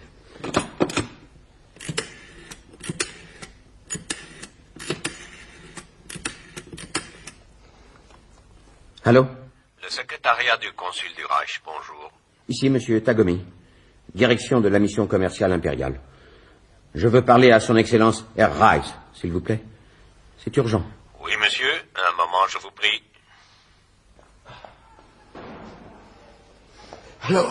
Alors Temps perdu, pour ne pas dire plus. Reis se gardera bien de répondre. Désolé de vous faire attendre, monsieur Tagomi. Pas du tout. Le consul est en conférence. Cependant... Bande de dégénérés, c'est une honte. Tagomi, attention, ils sont armés, tant pis pour eux. J'ai pas le choix.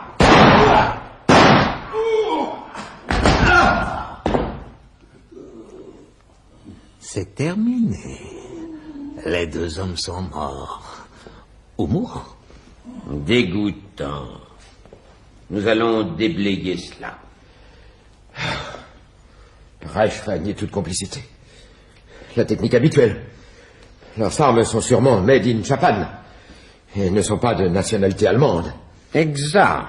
Ils sont citoyens des États américains du Pacifique. Rien pour établir un rapport avec la SD. Motif de leur présence ici, un hold-up.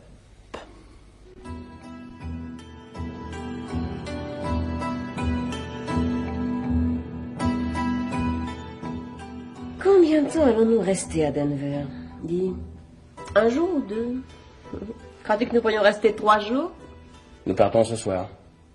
Mais que veux-tu dire? Nous allons ce soir à Cheyenne voir les Abensen, après avoir dîné. Alors tu mets ta robe bleue, qui a coûté si cher. C'est celle qui est vraiment bien. T'as compris? Il est trop tard ce soir. Non. Nous aurons fini de dîner vers 5h30, 6h au plus tard. Nous pouvons être à Cheyenne en 2 heures. Ça ne fera que 8 heures en mettant les choses au pire. Nous pouvons téléphoner d'ici, dire à Benson que je... Pourquoi?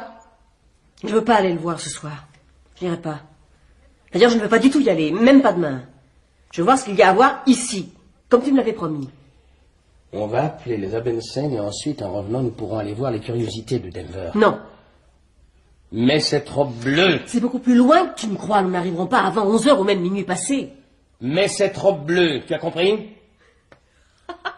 Non, ouais, je sais que tu peux éventuellement me laisser tomber. Ah non, pas te laisser tomber. T'estropier définitivement. Ça, je peux réellement le faire. J'ai vécu sur la côte ouest. Les Japonais m'ont appris, là-haut, à Seattle. N'essaie pas de m'obliger. J'ai peur de toi. Si tu t'approches, je te ferai très mal. Oh non, écoute. Mets cette satanée robe. Hein?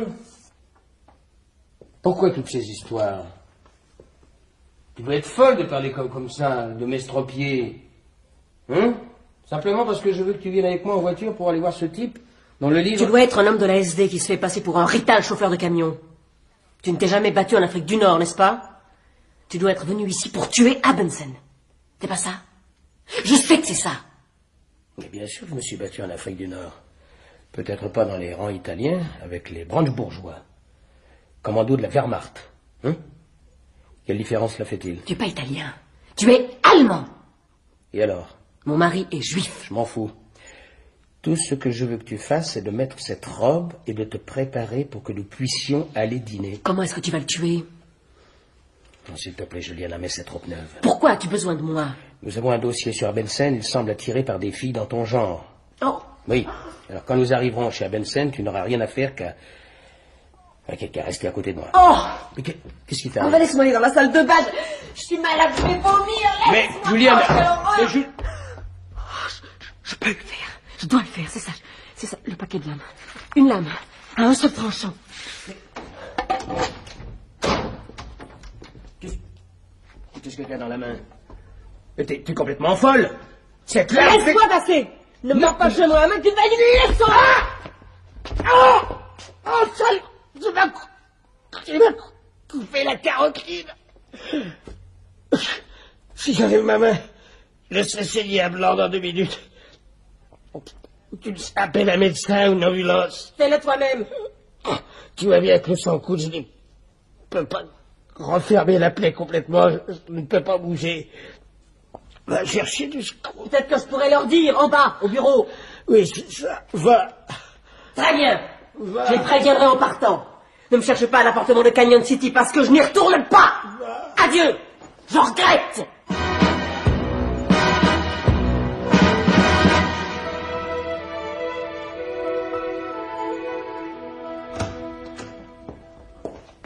Oh, Monsieur Tagomi, Monsieur Childan. Quelle surprise! Ah, ça me fait plaisir de vous revoir. Monsieur Childan, je voudrais échanger un objet que je vous ai acheté il y a plusieurs années. Vous faites ce genre d'opération, si mes souvenirs sont exacts. Mais oui, enfin, ça dépend des conditions. Revolver Colt 44. Vous n'êtes pas intéressé? Non, monsieur. Je n'insisterai pas. Oh mon Dieu, vous paraissez tout à fait déçu. Mais y a-t-il une raison spéciale pour que vous désiriez échanger cet article? À vrai dire, oui. Se rattache à une mauvaise, très mauvaise expérience. Voyez-vous, j'ai été élevé dans la religion bouddhiste. C'est une culture qui apprend qu'on ne doit pas ôter la vie. Tout ce qui vit est sacré. Alors, cette arme... Oui, je comprends, enfin. Mais dans ce cas, monsieur, permettez-moi de vous montrer ce qui vient de me rentrer. Quelque chose qui présente un intérêt exceptionnel. Oui, oui, venez. Venez, tenez. Ça, je les montre impitoyablement à tous mes clients. Savez-vous ce que c'est? Des bijoux?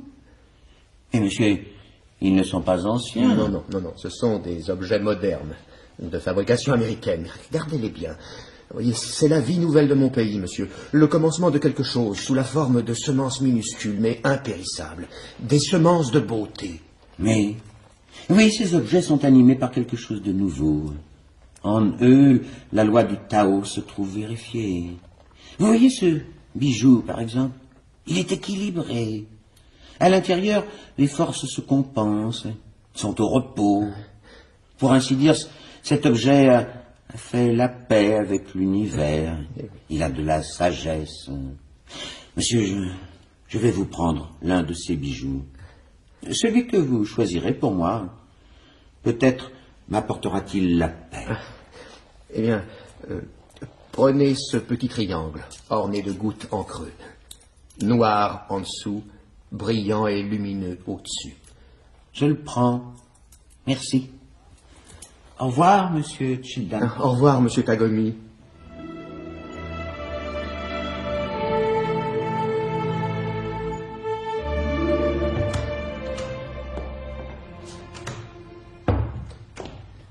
Bonjour, monsieur Ramsey. Bonjour, monsieur. Me voici rassuré. Ne vous voyant pas, j'éprouvais quelque inquiétude. Est-ce que cet affreux désordre a été réparé? Aucune trace. Général Tedeki, c'est-à-dire monsieur Yatabe. Reparti en avion pour Tokyo dans le plus grand secret. On a tout fait pour dépister la meute. Et monsieur Benz? Je ne sais pas. Il est possible qu'il soit retourné en Allemagne. En tout cas, le consul d'Allemagne est ici. Je l'ai fait entrer dans la salle d'attente. Très bien, j'y vais.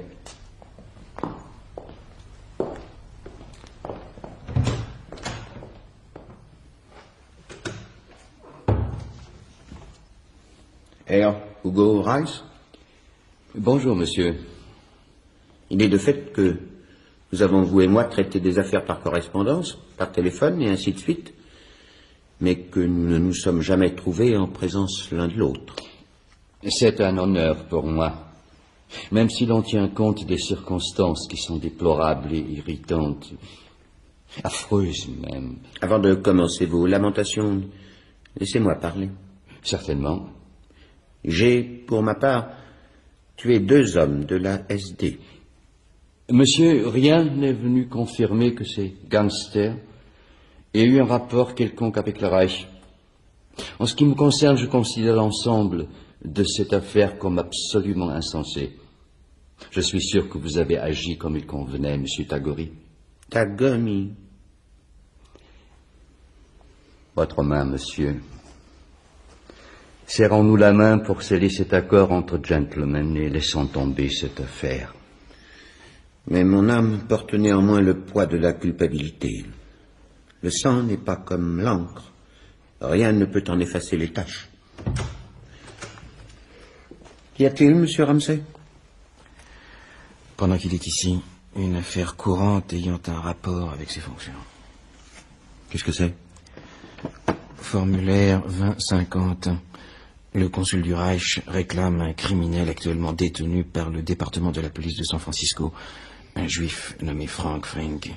Citoyen allemand selon la loi allemande. Devons-nous le livrer? Non, je ne suis pas d'accord.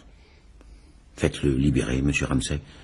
Par ordre de la direction de la mission commerciale, agissant en vertu des pouvoirs qui lui sont conférés. Bien, monsieur. Je crois, Herr Reiss, que nous n'avons plus rien à nous dire. Traitez, s'il vous plaît, les affaires à venir par des intermédiaires tels que la poste, le téléphone, le télégraphe. Pas personnellement. Au revoir, Herr Reiss. Vous me rendez responsable des conditions générales qui sortent des limites de ma juridiction. De la merde. C'est exactement ce que je veux dire. Ce n'est pas de cette façon que les gens civilisés traitent les affaires.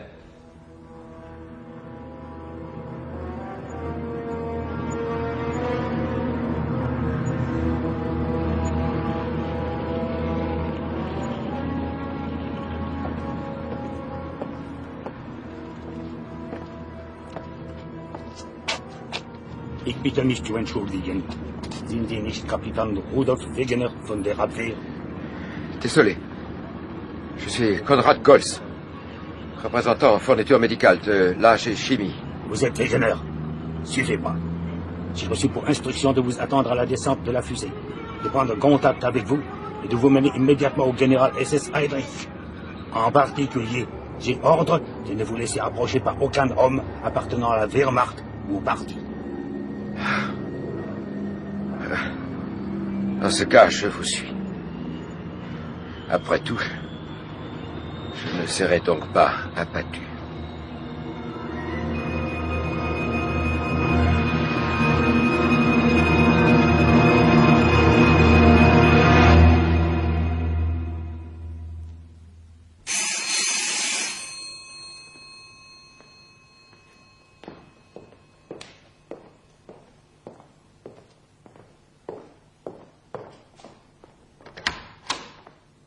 Est-ce que M. Abensen est chez lui? Est-il occupé? De la part de qui, s'il vous plaît? J'ai lu son livre et j'ai fait tout le chemin depuis Canyon City dans le Colorado pour le voir. Mais y a-t-il une raison particulière pour laquelle vous voulez voir mon mari? Il travaille énormément en ce moment. Ah, je suis désolée, je ne savais pas que vous étiez Madame Abensen. Je voulais parler à votre mari. Oh, je sais qu'il sera heureux de bavarder avec vous quelques minutes s'il le peut. Mais voyez-vous, juste en ce moment, il termine... Écoutez, l'oracle m'a dit de venir à Cheyenne pour mettre en garde votre mari parce qu'il court un grave danger. Oh mon Dieu. Eh bien, très donc.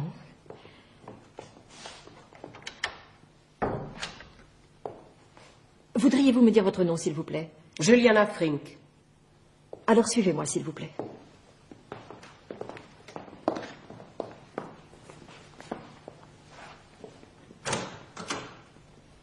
Mon chéri, je te présente l'une de tes lectrices, Juliana Frink. Elle a fait toute la route depuis Canyon City dans le Colorado, simplement pour te parler de la sauterelle. Je suis touché. Je croyais que vous habitiez une forteresse. Oui, c'était exact. Mais il fallait un ascenseur pour y arriver, et comme je fais de la claustrophobie... Ainsi, vous avez abandonné le haut château et vous êtes revenu en ville. Voulez-vous boire quelque chose? Oh, je veux bien. Du whisky et de la glace.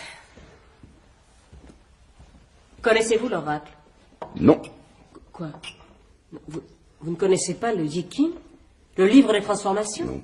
Oh, ne la taquine pas.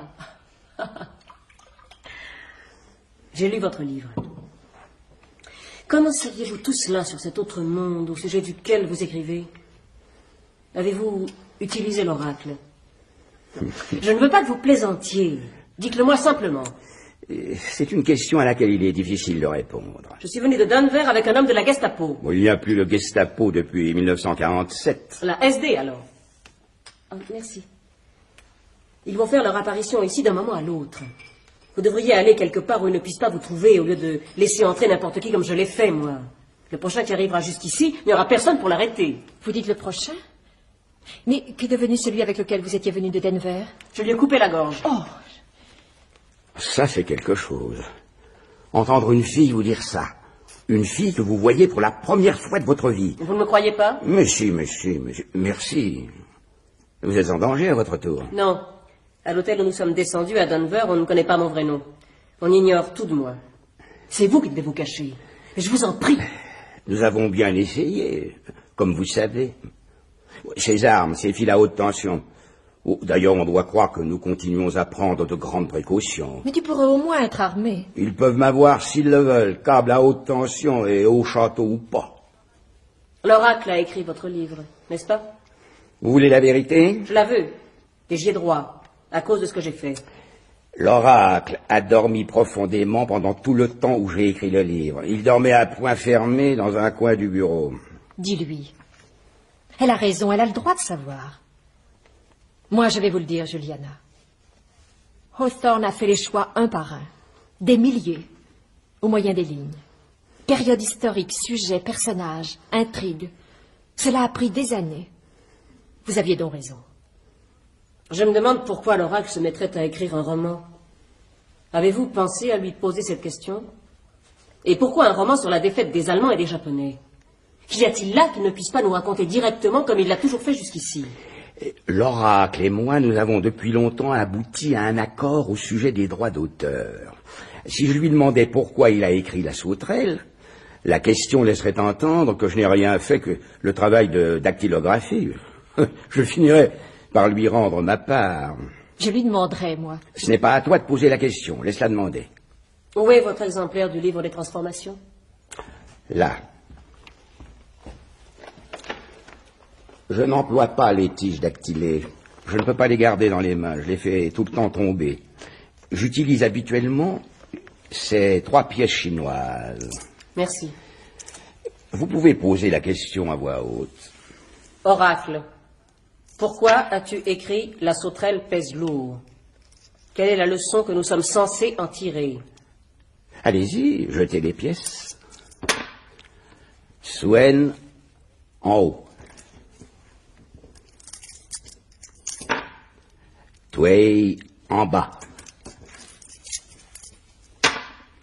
Vide au centre. Savez-vous quel est l'hexagramme, sans vous servir du tableau? Oui. C'est Chung Fu, vérité intérieure. Je le sais aussi, sans avoir recours au tableau. Et je sais ce que cela veut dire. Cela veut dire, n'est-ce pas, que mon livre est vrai? Oui. L'Allemagne et le Japon ont perdu la guerre. Oui. Savez-vous ce que vous êtes, Juliana? Un démon. Un petit esprit chtonien. Cela erre inlassablement à la surface de la terre. Mais je suis heureux que vous soyez venu. Je ne regrette pas cette révélation que vous avez eue grâce au livre. Vous ne saviez pas ce que vous alliez faire et trouver ici. J'estime que nous avons tous de la chance. Alors, ne soyons pas en colère. C'est d'accord? Juliana est terriblement, terriblement destructrice. Comme l'est la réalité.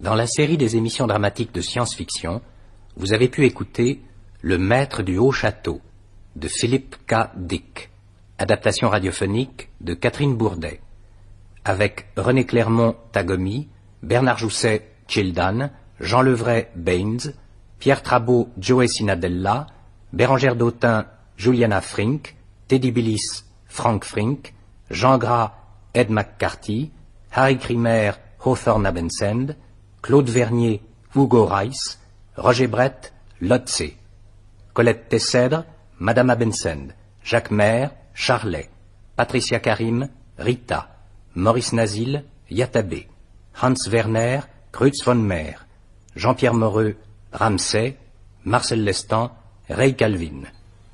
Bruitage Joël Noël, chef opérateur du son Michel Ristich, collaboration technique Claude Massé, assistante Jocelyne Pruvot. Réalisation Henri Soubéran.